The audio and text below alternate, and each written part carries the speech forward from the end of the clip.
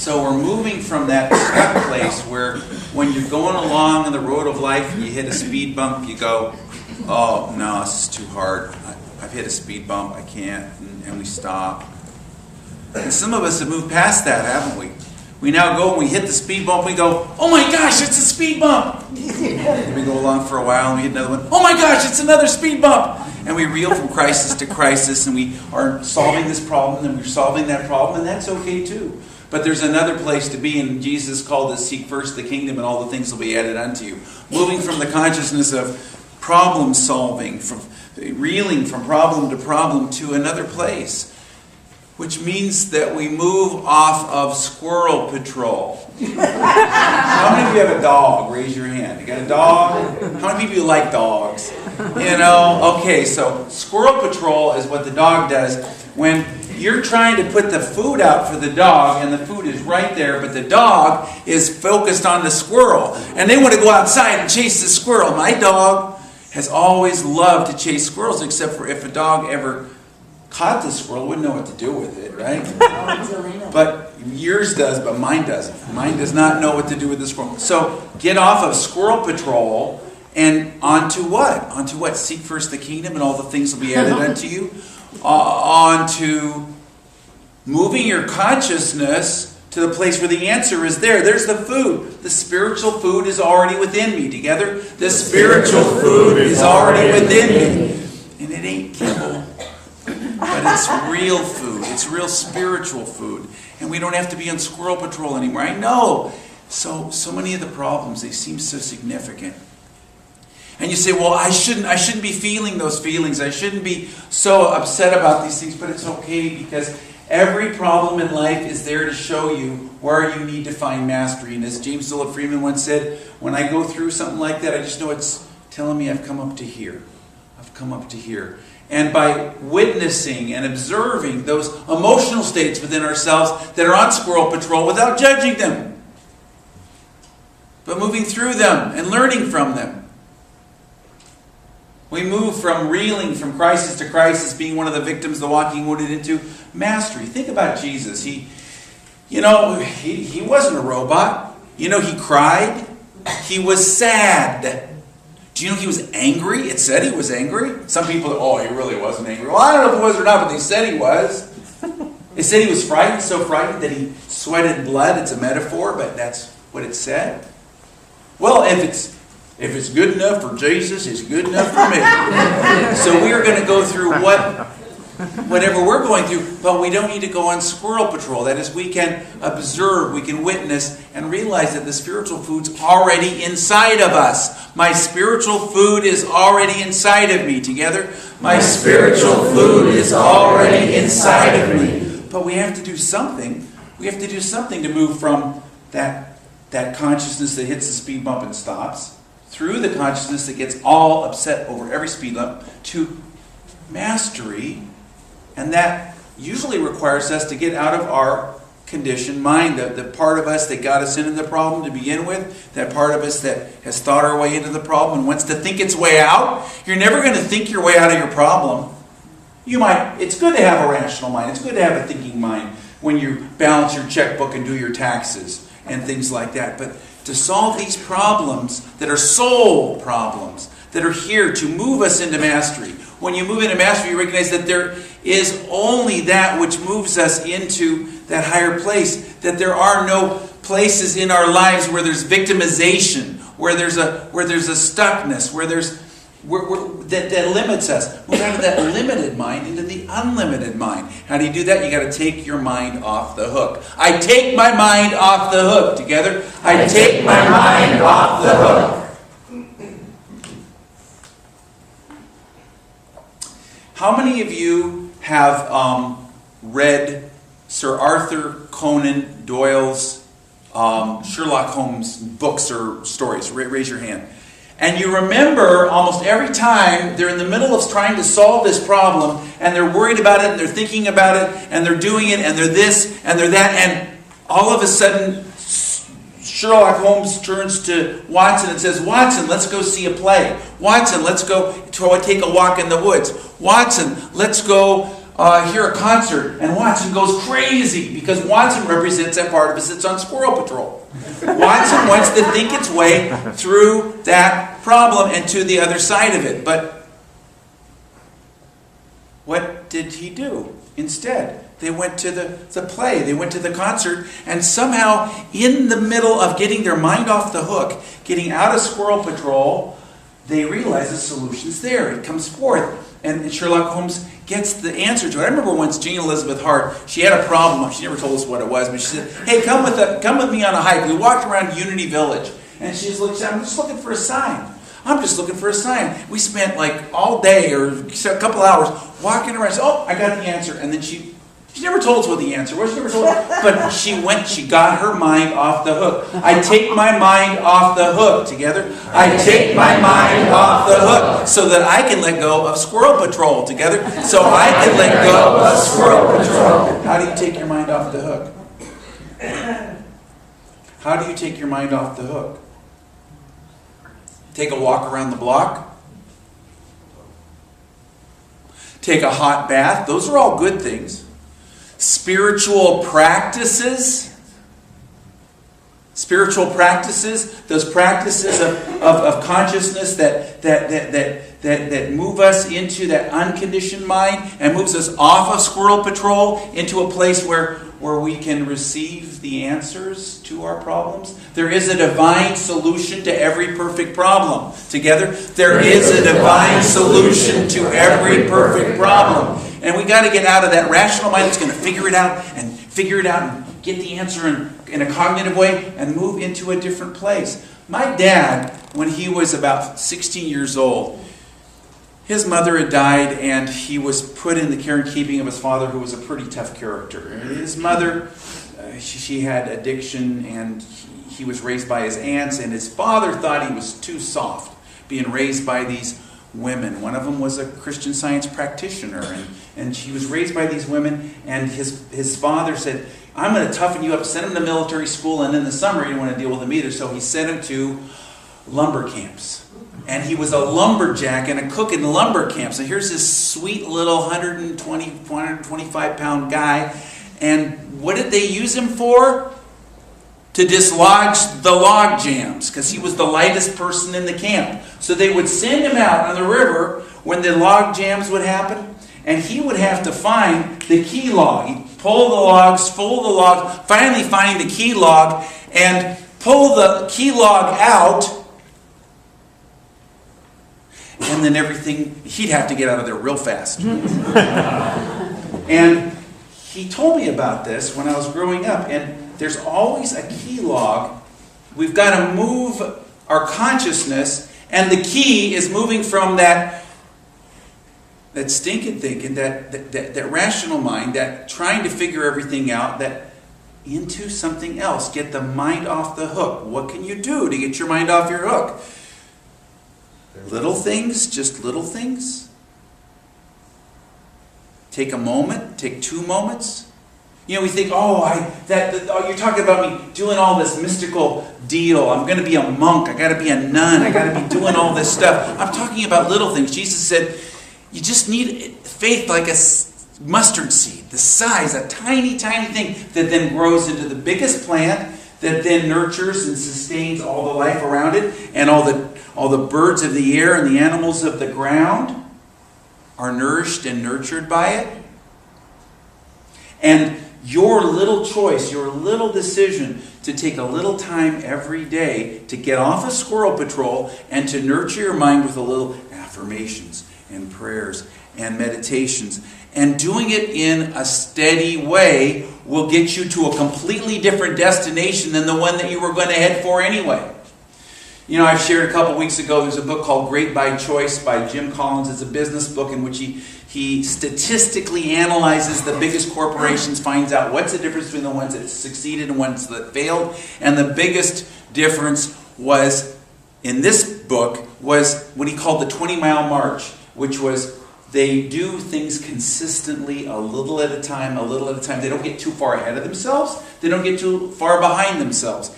And his metaphor for this was the race to the South Pole between Amundsen and Scott. And Scott, they were both started around the same time. Scott had much better weather than Amundsen, but Amundsen made it to the South Pole and back sooner, and Scott died. And the difference was Amundsen would only go 20 miles a day. He would go so far, and he'd stop. And his men would say, but the weather's good. He said, no, we need our rest. But Scott, no, we just don't be on squirrel patrol. We're just going to do what's in front of us to do. Scott, on the other hand, if there were 50-mile-an-hour winds, he'd stop and complain about it, kvetch about it, and he never, ever would do anything. And then if the weather was good, they'd go 60 miles and exhaust themselves, and they ended up dying. The difference was 20 miles a day. And on the bad days, maybe they'd go 10 miles, but they tried a little. So where in your life can you get off a squirrel patrol, do a little something every day? You know, this is called seek first the kingdom and all the things will be added unto you. And it's not glamorous. So many people say, oh, we got to do a big thing. We got to do, we want our spiritual life, our spiritual practice to be glamorous and exciting, full of phenomena. And, I go to the workshop and the seminar and I have this breakthrough. Those are all good things. I had this person tell me these fantastic things. That's all fine. But that's not going to be the transformative thing. The transformative thing will be the incremental little steps that you take. Charles Fillmore said, sporadic efforts count for little. Moving from the sporadic efforts to slow and steady wins the way. B.F. Skinner called it inter-successive approximations. He was watching rats going through mazes, trying to get their cheese, and he noticed that they would kind of go this way, and they go that way, and they go through all these different experiences, and it would end up just a little, and they get there. And I've shared before about my dad when he was working. My grandfather had a cattle ranch, and he would work sometimes in the summer when they would go do their cattle drives, and if there was a steer that was stuck up in a box canyon, they'd always tie a donkey to the steer. They wouldn't try to lead it out because it wouldn't come. But the donkey knew where the food was, so every time the steer would thrash around, the donkey would take one step closer to the food. And maybe it was miles away, but 2 or 3 days later, the donkey would drag in a bedraggled, timid little steer because the donkey knew. Your soul, your spiritual self is like that donkey, is like that burro, is like that part of yourself that knows where the food is, knows where the kingdom is, knows where to go, and the circumstances in your life are there to move you into that new consciousness, to move you into that new place. And that ego of you, the part of you that's on squirrel patrol, is like the steer. It looks bigger. It looks stronger. It looks more powerful. But the truth is that it really doesn't know where it's going. And you just keep with it. You just keep at it. So this isn't sexy. It's not exciting. You say, that's it. Can you imagine Jesus saying to the disciples, seek first the kingdom and all the things will be added unto it? Yeah, no, what else can you tell me? It can't be that. That's too simple. I want something more glamorous, but you know what? It comes right down to it. I've had people say, I want something, I want the greater, more advanced, but the greater, more advanced teachings are practicing what you know. I practice what I know. Together, I practice what I know. But it requires us to get off of squirrel patrol. It requires us to unhook our mind, like Sherlock and Watson. How do you do it? Some business people, Peter Drucker calls it learning how to play the violin. He found the most successful CEOs were the ones who had something that they did that had nothing to do with their business. And then they would go off and they would do this other thing and it would hook their mind, and then they'd come back and they'd have answers. Unity's most famous and greatest benefactor is Sir John Templeton, who's great, made a lot of money in investments, and I heard him once say that when he would work on a problem all day, work on it, he says at night, I lie down and I say a prayer, I say, okay, God, I'm turning this over to you, solve it while I'm asleep. And he says, some mornings I wake up and the answer's right there. Sometimes it's not, sometimes it's in a dream. Sometimes I'm kind of going along in my life and then all of a sudden I realize, now I realize what it is. This is also true in our spiritual practices. A lot of us don't want to do spiritual practice because we're thinking, it's just too hard, my mind wanders or whatever. even the great mystics say that their minds wander, and it's not about our own subjective personal judgment and evaluation of what's going on. Brother David Steindl-Rast, who's a Catholic mystic, talked about how he said, I notice that when I'm meditating, let's say on the Psalms, and I'm sitting there and I should be having this great religious experience and having all this deep stuff, and it's nothing. My mind is going around and around, and I'm just on squirrel patrol. He's going through this thing, and he says, but if I stick with it, no matter what's going on with me, and I set down my book, and I do my work, and then I get up, later in the day, I'm watering my flowers, and then all of a sudden I have this feeling of connectedness. I have this feeling of well-being that I expected to happen in my meditation time. It's because he did it then.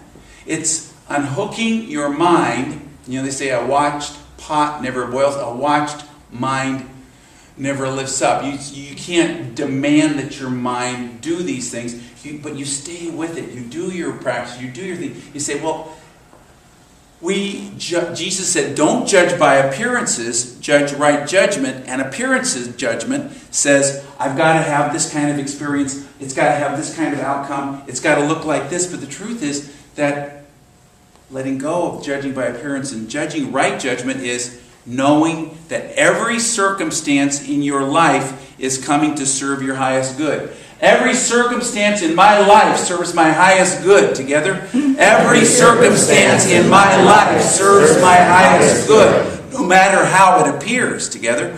No matter how it appears. So look into your life. You say, it's a problem. I've got to solve a problem. I've got to deal with a problem. But the problem is only there to move you from attachment to commitment. Attachment is being involved in the problem to such extent you're on squirrel patrol. But commitment is being committed to your spiritual growth in such a way that you know that every person, place, and thing in your life is designed to grow you and to move you into mastery. And mastery is not having it all together. Mastery is being in a process of spiritual growth that's constantly moving through you and moving you to higher and higher places. And you say, well, how do I do that? We did it in meditation here. Taking the time, learning to play the violin, getting off of squirrel patrol, going to see the concert, trying something different, and doing this on a day-by-day practical level. So moving from that limited mind into the unlimited mind.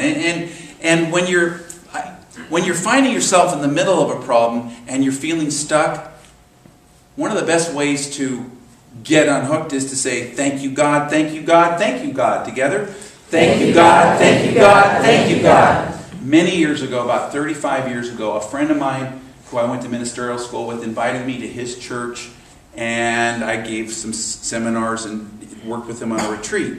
But he's sharing a problem that he had in his life. He said, we've got a situation where we want to buy a house, and every time we come right up to buy the house, it always falls through the cracks. Every time it fails. And he says, we said the affirmations, we've done the meditations, we've done all these things, and I didn't know what to do about it. And all of a sudden I decided to talk to myself, and I said, self, if the frustration you're feeling is also a part of God, and is part of God's plan for good, and if all things work together for those who love God, then this frustration has to be something that I can work with in order to move me forward. So I say, thank you, God, for my frustration. And I said it 3 times, and the 3rd time, I felt the lightening up.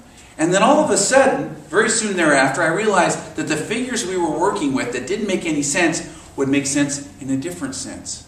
If I let go of my picture of the exact way I had to do it, and opened up to another way, and so they ended up buying a fixer-upper house that they never would have considered. And I remember we went into it together, and he said, I feel like I've been slimed, you know, like in Ghostbusters. It's just, the house was just yucky. So we went from room to room with his kids, and we did it with a candle, and we did it a prayer, and we prayed for the change of the energy. We did a cleansing of the energy of every room in the house, and he said it was okay, it was all right. And about 6 months later, the market changed. They made a lot of money, and they were able to go out and buy their dream house.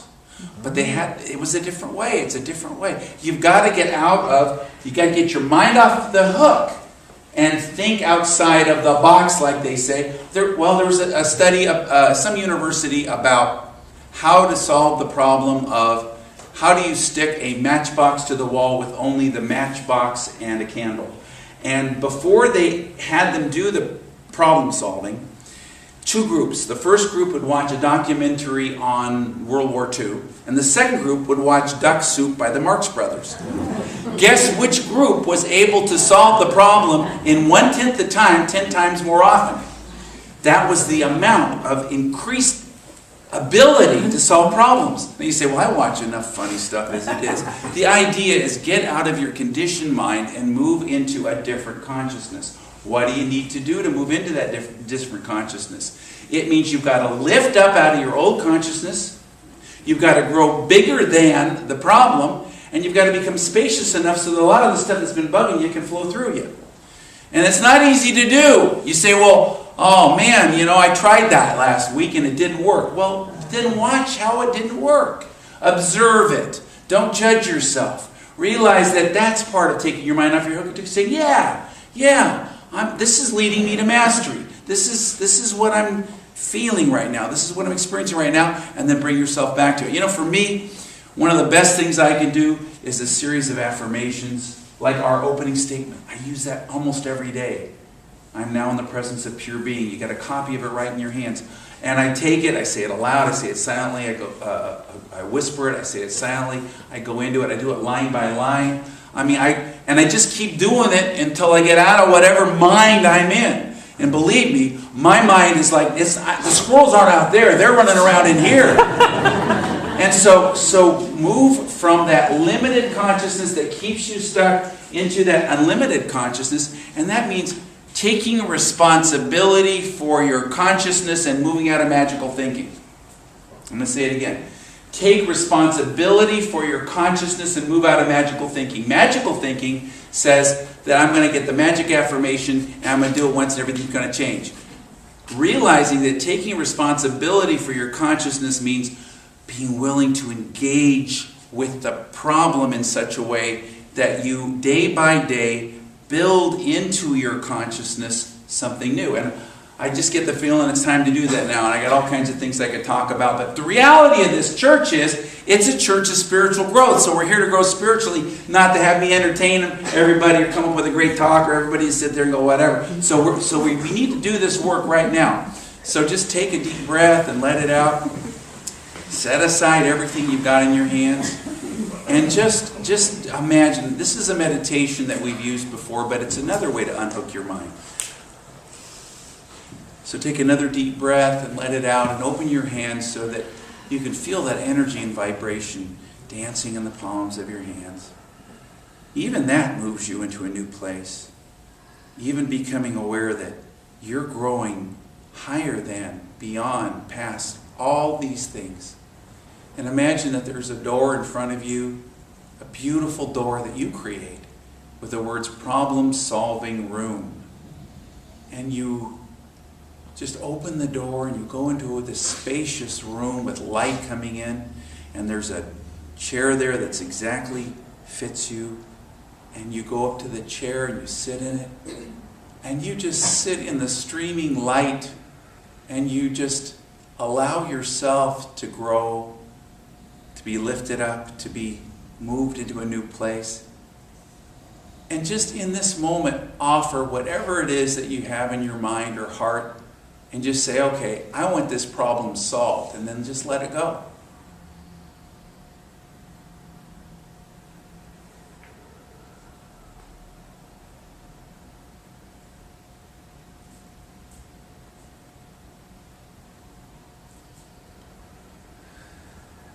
And then bring yourself back and just know that you've let this go. You know that you've let your mind off the hook, that you're in a new place, that you have grown bigger than and higher than and more spacious than this problem. And just give thanks that you know that on some level that you just say, I want this consciousness even more than I want any literal solution. And through this seeking the kingdom, I know that all the things are added unto me. Thank you, thank you, thank you, God. And so it is. Now, would you imagine that you can move even past the consciousness of solving your problems?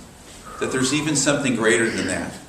So take a deep breath and set down your papers and open your hands so that there's no distraction to you or anyone around you. And take another deep breath, and as you let it out, open your hands and feel the dancing of the energy upon your open palms. And just imagine that you are moving now past the consciousness, past that place of problem solving, of being stuck in your problems or going from problem to problem, into a place where you are greater than your problems, that you have grown past them, beyond them. Imagine yourself expanding, growing bigger than, lifting up above, higher than.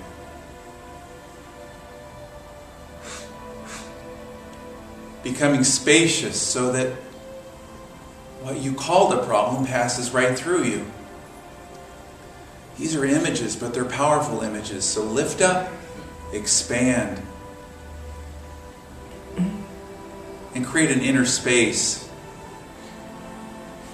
a buoyancy, a lightness. I am growing past my problems. I am greater than. I am lifting up beyond. I am higher than.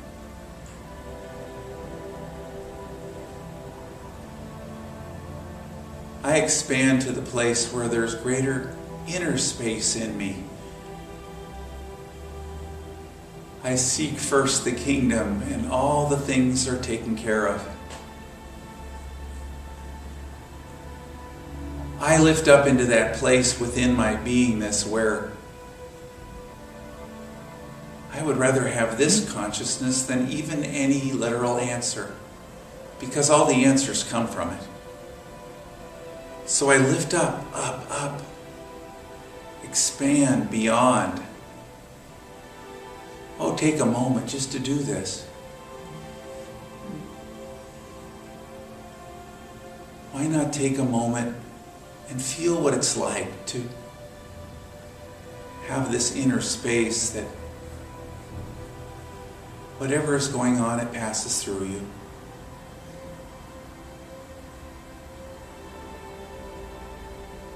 I am more than, I am greater than, I am lifted up.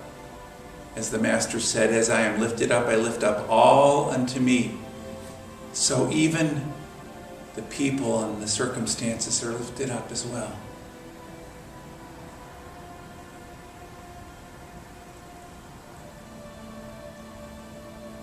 Whenever my mind wanders, I just lift up. When a thought comes, I expand.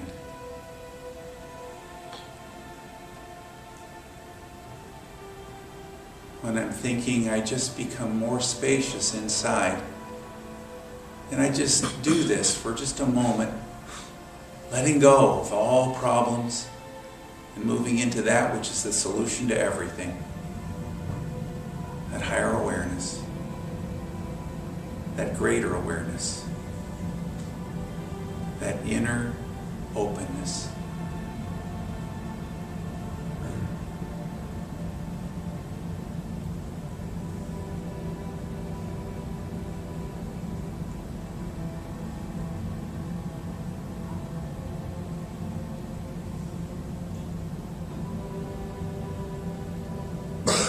Thank you, God, that in this moment we have everything we need, that I am already one with every answer as I have taken my thoughts and just let them go and moving into that which is beyond even the thoughts of solving my problems. I move into that place. It is the answer, the solution to everything. And so it is, and thank you, God. And so we're on the road to mastery, which is moving from the hate it awful, I give up, stuck place, through the I'm going to solve my problems place, to the place of being in a new consciousness, seeking first the kingdom, and then the problems are solved in a greater consciousness. So that consciousness is what we want more than any answer specifically in the world, because it includes them all. And this is such a good day because we're enjoying the fact that it's the warmest day we'll have in the next 10. So we're going to take our offerings, and the offering is, I give from the courage in my heart and I receive courageously. Together. I give from the courage in my heart and I receive courageously. And silently. And again aloud together. I give from the courage in my heart and I receive courageously. And so it is.